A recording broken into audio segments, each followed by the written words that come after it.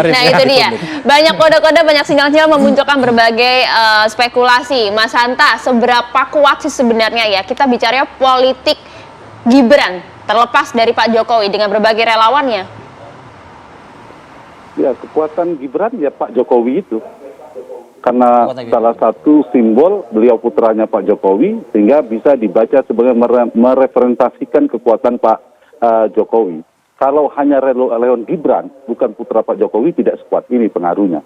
Apalagi hanya relawan, kalau kita bicara relawan. Tapi relawan ini kan membaca dari sisi Pak Jokowi. Nah kalau begitu, kenapa sih Pak Jokowi begitu dianggap penting dan terkesan diperebutkan? Ya memang banyak faktor. Satu, saya punya data nanti dari Poltering Indonesia surveinya. Satu, karena Pak Jokowi pemenang Pilpres 2 kali. Dan kalau kita bicara 2019, itu terakhir perolehannya 55%. Nah pertanyaan kemana 55% ini? Berdasarkan data cross tabulasi survei kami, memang sudah sebagian besar separuhnya ke Ganjar, 49%. Ke Prabowo separuhnya. Tapi jangan lupa ada pemilih Prabowo juga di 2019 yang lalu. Itu masih lebih dari separuhnya, 55% ke Prabowo Subianto. Artinya Prabowo kalau diakumulasikan relatif lebih besar. Ganjar mendapatkan pemilih Prabowo jauh lebih kecil, misalnya sekitar 19%.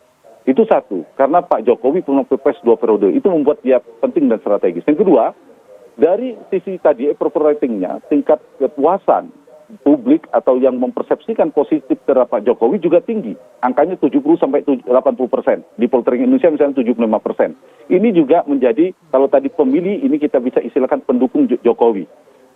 Pendukung Pak Jokowi ini yang menarik data, kalau kita cross tabulasi, lebih besar ke Prabowo. Yang puas kepada kinerja Pak Jokowi, memilih Prabowo 38%, kepada Ganjar 34%, kemudian baru Anies 20%.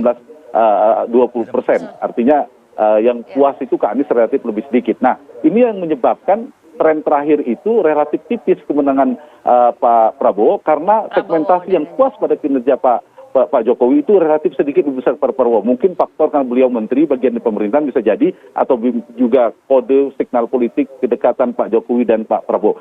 Nah, ini yang kedua yang menghiasinya, yang menjadi faktor Pak Jokowi relatif kuat. Yang ketiga, kita tahu Pak Jokowi punya mesin relawan. Mesin relawan ini bukan sekedar mesin politik elektoral yang bisa digerakkan, karena Pak Jokowi bukan ketua umum partai, tetapi juga mesin penggalangan opini yang relatif kuat.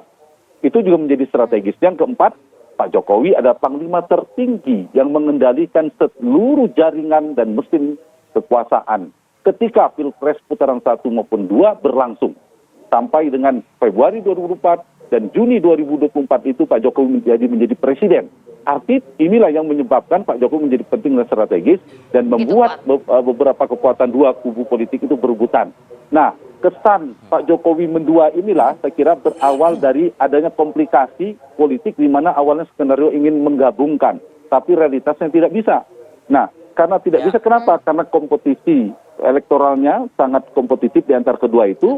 Yang kedua, tadi yang saya bilang sedikit, Pak Jokowi sedang berhitung siapa yang lebih siap kalau sekiranya Anies berhasil masuk putaran kedua. Dan ketiga, ini sedikit, Pak Jokowi nampaknya juga relatif lebih berhitung, lebih nyaman ketika bersama Pak Prabowo.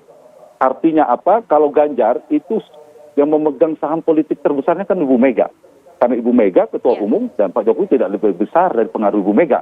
Berbeda dengan Pak Prabowo, mungkin relatif lebih mudah berkomunikasi dan seterusnya. Tanda petik saham politiknya kalau menjadi kingmakernya Prabowo relatif lebih besar. Nah, kesan mendua antara mendukung rekan separtai dengan menteri loyalnya, kita akan dapatkan terus kesan ini kalau mereka tidak bersatu hingga 8 bulan ke depan dalam bacaan saya.